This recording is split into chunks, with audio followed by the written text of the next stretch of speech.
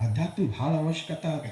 ನಾ ಅದಕ್ಕೆ ಎಲ್ಲಿ ಹೋದಲ್ಲಿ ಹೇಳ್ತಿರ್ತೀನಿ, ನಿಮ್ಗೆ ಏನೇ ತೊಂದರೆ ಆಗಲಿ ಯಾರಿಗೂ ಹೇಳಕ್ಕೆ ಹೋಗ್ಬೇಡಿ, ಯಾರ್ಯಾರಿಗೂ ಹೇಳಬಾರ್ದು, ಹೇಳೋದು ಒಬ್ರಿಗೆ ಭಗವಂತ. ನಾ ಹೇಳ್ತಿರ್ತೇನೆ. ಅದಕ್ಕಾಗಿ ನಾವೇನು ಮಾಡೀವಿ, ಒಂದು 7-8 ಈ ಕಡೆ ಒಂದು 4 ಆ ಕಡೆ ಒಂದು 4 ಒಳಗೆ ಮಂದಿರದಾಗ ಆಸನ ಹಾಸಿಟ್ಟೇವೆ, ಯಾರು ಬಂದು ಕುಂತಾರ ಅಂತ. ಖರೆ ನೀವು ಪ್ರಪಂಚದೊಳಗೆ ಮಗ್ನಾಗಿ ಬರಕ್ಕೆ ತಯಾರಿ.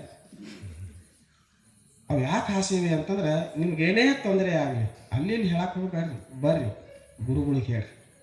ಗುರುಗಳು ನಿಮ್ಮ ತೊಂದರೆಗಳನ್ನ ದೂರ ಮಾಡದೇ ಇದ್ರೆ ನನಗೆ ಕೇಳ್ರಿ, ನಾನು ಅದಕ್ಕೆ ಯಾಕಾಗಿಲ್ಲ ಅಂತ. ಅಷ್ಟು ವಿಶ್ವಾಸ ನಾವು ಗುರುಗಳಲ್ಲಿ ಇಡೋದು. ಹಾಗೇ ಆಗ್ತದೆ, ಯಾಕಾಗೋದಿಲ್ಲ ಅಂತ. ನನಗಂಥದ್ದು ಭಾಳ ಅನುಭವಗಳದಾವ. ಗುರುಗಳೆಲ್ಲ ಕುಂತು ಮಾಡ್ತಾರೆ. ನಾ ಅವ್ರ ಮುಂದೆ ಇವ್ರ ಮುಂದೆ ಏನು ಹೇಳಕ್ಕೆ ಹೋಗಂಗಿಲ್ಲ. ಹೇಳೋದಕ್ಕಂದ್ರೆ ಗುರುಗಳ ಮುಂದೆ ಹೇಳ್ತೀನಿ, ಗುರುಗಳ ಮುಂದೆ ಹೇಳ್ತೀನಿ. ಗುರುಗಳು ಅಂತಾರೆ ಆಯ್ತು ತಗೋಪ್ಪ ಅಂದ್ರೆ ಮರುದಿವ್ಸ ಎಲ್ಲ ಕೆಲಸ ಮಾಡ್ತೀವಿ. ಅದಕ್ಕೆ ಯಾಕೆ ನಾವು ತಲೆ ಕೆಡಿಸ್ಕೊಳ್ಳೋದು? ಅದಕ್ಕೆ ಧ್ಯಾನ, ಸ್ವಲ್ಪ ಜಪ, ಸ್ವಲ್ಪ ತಪ ಮಾಡ್ಕೊಂತಿರ್ಬೇಕು. ಮನ್ಯಾಗಾದ್ರೂ ಸಹಿತ ಮನ್ಯಾಗ ಬರೀ ರೀಲ್ಸ್ ನೋಡ್ರಿ, ಬರೀ ಟಿ ವಿ ನೋಡ್ರಿ, ಬರೀ ಏನಾಗದಾತ್ರಿ, ಅದರಿಂದ ಏನೂ ಆಗೋದು. ನಮ್ಮ ಜೀವನ ಚಲೋ ಸಾಗಬೇಕು ಅಂತಂದ್ರೆ, ನಮ್ಮ ಬದುಕು ಸುಂದರವಾಗಿ ಸಾಗಬೇಕು ಅಂದರೆ ಆ ಪ್ರಪಂಚ ಅಂದ್ರೆ ಏನು?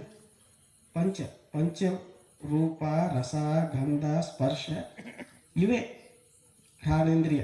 ಇವೇ 4 ಇವೇನು ಅದಾವಲ್ಲ, 5 ವಿಷಯಗಳನ್ನು ಯಾರು ಅನುಭವಿಸ್ತಾರೋ ಅವೇ ಪ್ರಾಪಂಚಿಕ. ನಾವು ರುಚಿ ನೋಡ್ತೇವೆ, ಅದು ಪ್ರಪಂಚ. ಕೇಳ್ತೇವೆ, ವಿಷಯಗಳು, ಶಬ್ದಗಳನ್ನು ಕೇಳ್ತೀವಿ, ಅದು ಪ್ರಪಂಚ. ನಾವು ನೋಡ್ತೇವೆ, ರೂಪ ಪ್ರಪಂಚ. ನಾವು ಘ್ರಾಣಿಸ್ತೇವೆ, ಸುಗಂಧ, ದುರ್ಗಂಧ, ಅದು ಪ್ರಪಂಚ. ನಾವು ಸ್ಪರ್ಶ ಮಾಡ್ತೇವೆ, ಅದು ಪ್ರಪಂಚ. ಇವು ಪ್ರಪಂಚ ಅಂತಂದ್ರೆ ಇವ 5 ಯಾರು ಅನುಭವಿಸ್ತಾರೋ ಅವರು ಪ್ರಾಪಂಚಿಕರೇ. ಅವ್ರ ಗೃಹಸ್ಥ ಆಗಿರ್ಬೋದು ಅಥವಾ ಸನ್ಯಾಸಿಗಳೇ ಆಗಿರ್ಬೋದು. ಆದರೆ ಇದೇ ಪ್ರಪಂಚದೊಳಗೆ ಅವ ಪಂಚ ವಿಷಯಗಳಲ್ಲಿ ಪರಮಾತ್ಮನನ್ನು ಕಂಡು ಬಿಟ್ಟಿವಿ ಅಂತಂದ್ರೆ ಅವಾಗ ನಮ್ಗೆ ಈಶಾ ವಾಸ್ಯಂ ಇದಂ ಸರ್ವಂ ಯತ್ಕಿಂಚ ಜಗತ್ಯಾಂ ಜಗತ್ ತೇನ ತತ್ತೇನ ಭುಂಜೀತಾ ಮಾ ಕೃತಃ ಕಸ್ಯ ಸುವಿತ್ತನು. ಇದೆಲ್ಲವೂ ಪರಮಾತ್ಮದೈತಪ್ಪ, ನಂದೇನೈತಿ ಎಂಬ ಭಾವ ನಮ್ಮಲ್ಲಿ ಬಂದರೆ ಅಧ್ಯಾತ್ಮದ ಮೊಳಕೆ ಒಡೆಯಲಿಕ್ಕೆ ಪ್ರಾರಂಭ ಆಗ್ತದೆ. ಹಂಗೆ ನಮ್ಮಲ್ಲಿ ಆ ಅಧ್ಯಾತ್ಮದ ಮೊಳಕೆಯನ್ನು ಒಡೆಯುವುದದ, ಅಧ್ಯಾತ್ಮ ಜೀವನವನ್ನು ಸಾಗಿಸುವುದದ. ಅದಕ್ಕಾಗಿಯೇ ಇವತ್ತಿನ ವಿಷಯವನ್ನು ಅಜ್ಜಾರು ಭಾಳ ಅದ್ಭುತವಾಗಿ ಹೇಳಿದರು. ನಮಗಂತೂ ಭಾಳ ಖುಷಿ ಆಯಿತು. ಅವಾಗ ಇಂಥ ಅನುಭಾವಿಗಳು ಬಂದರು ಅಂತಂದ್ರೆ ನಮ್ಮದು ಸ್ವಲ್ಪ ಅಹಂಕಾರ ಕಡಿಮೆ ಆಗ್ತದೆ, ಭಾಳ ಚಲೋ ಆಗ್ತದೆ. ನಮ್ಮ ಶಿವಾಪುರ ಅಜ್ಜ ಅವ್ರನ್ನು ಭಾಳ ಚೆನ್ನಾಗಿ ಹೇಳಿದ್ರು. ಅವ್ರಿಗೆ ಹಿಂಗೆ ನಿಂತು ಹೇಳಕ್ಕೆ ಚಾಲು ಮಾಡಿದ್ರು. ಅವರು ಭಾಳ ಅದ್ಭುತವಾಗಿ ಹೇಳಿದ್ರು. ಭಾಳ ಮಸ್ತ್ ಅವರು ವಿಷಯವನ್ನು ಪ್ರತಿಪಾದನೆ ಮಾಡಿದ್ರು. ನಮ್ಮ ಶಾಸ್ತ್ರಿಗಳು, ಮಮದಾಪುರ ಶಾಸ್ತ್ರಿ ಅವರು ಸಹಿತ ಅಷ್ಟೇ ಹಾಸ್ಯ, ಅಷ್ಟೇ ಹೃದಯವಂತರು. ದಿವಸ ಬೆಳಿಗ್ಗೆ 6 ಗಂಟೆಗೆ ಪ್ರವಚನಕ್ಕೆ ಇರ್ತಾರೆ ಇಲ್ಲಿ. 6 ಗಂಟೆಗೆ ಅಂದ್ರೆ ಸೈಕಲ್ ತಗೊಂಡು ಬಂದು ಪ್ರವಚನ. ಅವರು ಅಜ್ಜಾರು, ಗುರುಲಿಂಗಪ್ಪ ಒಬ್ಬರು, 1-2-3 ಮಂದಿ ಮತ್ತೆ ಇರ್ತಾರೆ. ಎಷ್ಟೋ ಜನ ಬೆಳಗಿಂದ 6 ಗಂಟೆಗೆ ಒಂದು ದಿವಸ ತಪ್ಪಿಸಂಗಿಲ್ಲ ಅವ್ರ ಶಾಸ್ತ್ರಿ. ಎಲ್ಲರ ಹೊರ ಹೋಗಿದ್ರೆ ಅಷ್ಟೇ, ಊರಾಗಿದ್ರು ಅಂದ್ರೆ 6 ಗಂಟೆಗೆ ಇಲ್ಲಿ ಪ್ರವಚನಕ್ಕಿದ್ದೇ ಇರುತ್ತೆ. ಅಂಥ ಶ್ರದ್ಧಾವಂತರು ಮಮದಾಪುರ ಶಾಸ್ತ್ರಿ ಅವರು. ಭಾಳ ಚಲೋ ಆಯ್ತು ಅವ್ರದ್ದು. ಅವರು ಭಾಳ ಚೆನ್ನಾಗಿ ಮಾತನಾಡಿದರು, ಎಲ್ಲರೂ ಚೆನ್ನಾಗಿ ಮಾತಾಡಿದರು. ಆನಂತರ ಇನ್ನೊಂದು ಇವತ್ತಿನ ದಾಸೋಹವನ್ನು ಮಾಡಿದಂಥವ್ರು ನಮ್ಮ ಕುಬ್ಕಡ್ಡಿ ವಿಮಲಾ ಅಮ್ಮ ಮತ್ತು ಸಂಗಮೇಶ್ ಸರ್. ನಾವು ಸಂಗಮೇಶ್ ಕುಬ್ಕಡ್ಡಿ ಅಂತ ಹೆಸರು ಹಾಕಬೇಕು ಅಂತ ಮಾಡಿದೆ. ನಮ್ಮ ಅಮ್ಮನ ಹೆಸರು ಹತ್ರ ಬರಂಗಿಲ್ಲಲ್ಲ, ನೀವು ಜಗಳ ಹಚ್ತಾರೆ ಹಿಂಗಾದ್ರೆ ಬರೀ ಸರ್ ದೊಡ್ಡದ ಬರ್ತದೆ, ಅಮ್ಮಂದು ಬರಂಗಿಲ್ಲ. ಅದಕ್ಕಾಗಿ ನಾವೇನು ಮಾಡಿದ್ದೀವಿ, ವಿಮಲಾ ಸಂಗಮೇಶ್ ಕುಬ್ಕಡ್ಡಿ ಅಂತ ಮಾಡಿದ್ವಿ. ಕರೆಕ್ಟ್ ಆತ್ರಿ ಅದು. ಅಮ್ಮಂದು ಬತ್ತು, ಸರ್ದು ಬತ್ತು, ಅಡ್ಡ ಹೆಸರು ಬಂತು. ಅದಕ್ಕೆ ನಾವು ಪ್ರತಿ ವರ್ಷ ಸರ್ದು ಒಬ್ರದ್ದು ಹೆಸರು ಹಾಕ್ತಿದ್ದು. ಈ ಸಲ ಅಮ್ಮಂದು 2 ಮಂದಿ ಅದು, ಅಂದ್ರೆ 2 ಮಂದಿ ಅದಾರ ಅಂತೇಳಿ ಖುಷಿಯಾಗಿರ್ತಾರೆ, ಪ್ರೀತಿಯಿಂದ ಇರ್ತಾರೆ. ಅವ್ರ ಅಮ್ಮ ಅಂತೂ ಮಲ್ಲಿಕಾರ್ಜುನಪ್ಪ ಶಿಷ್ಯಾರ, ಅವ್ರದಲ್ಲಿ ದೀಕ್ಷಾ ತಗೊಂಡಿದ್ದಾರೆ. ಅವ್ರ ಶಿಷ್ಯಾರ ಅಂದ್ರೆ ಅವ್ರಿದ್ದು 3ನೇ ತಲೆಮಾರು ನಮಗೆ ನೋಡ್ತಾ ಇರೋದು. ಅವರು ಬಹಳ ಶ್ರದ್ಧಾವಂತರು. ಅವ್ರು ಒಂದು ಸಾರಿ ಬಂದಾಗ ಏನು ಒಂದು ಶಿಲಾ ಪೂಜಾ ಕಾರ್ಯಕ್ರಮ ಅಂತ ಕಾರ್ಯಕ್ರಮ ಮಾಡಿದಾಗ ಸರು ಮತ್ತು ಅಮ್ಮ 2 ಮಂದಿ ಕೂಡಿ ಹೇಳಿದ್ರು, ನಾವು 1 ಲಕ್ಷ ರೂಪಾಯಿ ಮಂದಿರಕ್ಕೆ ಕೊಡ್ತೇವ್ರಿ ಅಂತ ಹೇಳಿದ್ರು. ಅವ್ರು ನಿನ್ನೆ ಮಹಾಶಿವರಾತ್ರಿ ಬಂದಾಗ ಹೋದ ರವಿವಾರ, ಯಪ್ಪ ಮತ್ತು ಅವ್ರು ದುಡ್ಡು ಕೊಡಬೇಕಾಗಿದೆ ನಿಮ್ಗೆ, ಯಾವಾಗ ಕೊಡೋಣ್ರಿ ಅಂತಂದರು. ಅವರೇ ಅಂದರು, ಮುಂದಿನ ರವಿವಾರ ನಮ್ಮದ ಮಾಡಿರಿ ದಾಸೋಹ, ದಾಸೋಹನ ಆಯಿತು, ದುಡ್ಡು ನಿಮಗೆ ಕೊಡೋಕ್ಕಾಗ್ತದ್ರಿ ಅಂತ ಅವರೇ ದಾಸೋಹವನ್ನು ಇವತ್ತು ಮಾಡಿ ಅವರು ಇಬ್ಬರು ಭಾಳ ಅರಿತುಕೊಂಡವ್ರು. ಇಬ್ಬರು ಅಷ್ಟೇ ಅಲ್ಲ, ಇವ್ರ ಮಗನೂ ಅಷ್ಟೇ ಒಳ್ಳೆಯದ. ಅವ್ರು ಸಂಸ್ಕಾರ ಇಟ್ಟು ಕೊಟ್ಟಾರ. 3 ಜನ ಹೆಣ್ಮಕ್ಳು, ಒಬ್ಬ ಹುಡುಗ. ಅವ್ರಿಗೂ ಸಹಿತ ಒಳ್ಳೆಯ ಸಂಸ್ಕಾರವನ್ನು ಕೊಟ್ಟಾರ. ಹುಡುಗ್ಯಾರು ಸಹಿತ ಒಂದು ಮಾತು ಮೀರಿ ಆಚೆಕಡೆ ಹೋಗವ್ರಲ್ಲ, ಹುಡುಗನು ಸಹಿತ ಒಂದು ಮಾತು ಮೀರಿ ಹೊರಗೆ ಹೋಗವ. ಹಂಗೆ ಮಕ್ಕಳಿಗೆ ಸಂಸ್ಕಾರ ಕೊಟ್ಟ. ಏನು ಚಟ ಇಲ್ಲ ಹುಡುಗನಿಗೆ, ಏನಿಲ್ಲ. ಭಾಳ ಅದ್ಭುತವಾದಂಥ ಪ್ರಭು. ಹೆಸರನ ಪ್ರಭು ಅಂತ ಹೆಸರಿಟ್ಟಾರ. ಅಷ್ಟು ಒಳ್ಳೆಯ ಮಗನೂ ಅದಾನ. ಸೊಸಿನೂ ಬಂದಾಳ. ಸೊಸಿನೂ ಭಾಳ ಒಳ್ಳೆಯದಾಳ, ಭಾಳ ಒಳ್ಳೆಯವಳದಾಳ. ಅವರು ಅದಾರ.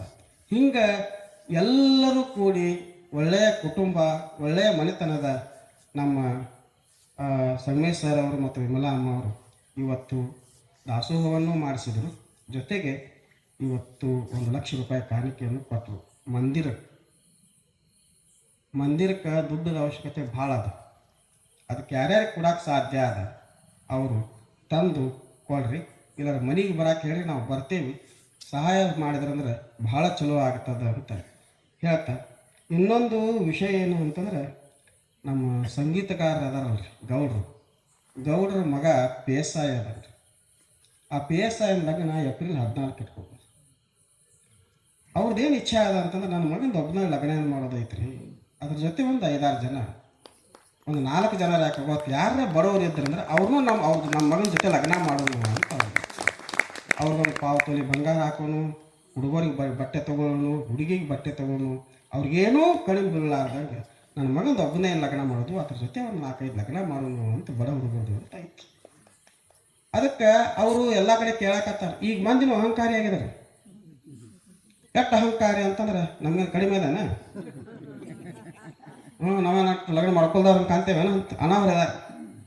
ನಾವು ಅಂತಾರೆ ಅನಾವ್ರು ಹೋಗೋರು ಯಾಕೆ, ಆದ್ರೆ ಅಲ್ಲಿ ಯಾಕೆ ನಾನು ನಿಮ್ಗೆ ಲಗ್ನ ಅಲ್ಲಿ ಮಾಡ್ಕೊಳಕ್ಕೆ ಬರ್ರಿ ಅಂತ ಹೇಳಕತ್ತೀನಿ ಅಂತಂದ್ರೆ ಕೆಲವೊಂದು ಕಾರಣಗಳು ಏನು ಅಂತಂದ್ರೆ, ಅಲ್ಲಿ ದೊಡ್ಡ ದೊಡ್ಡ ಸ್ವಾಮಿಗಳೆಲ್ಲರೂ ಬಂದಿರ್ತಾರೆ.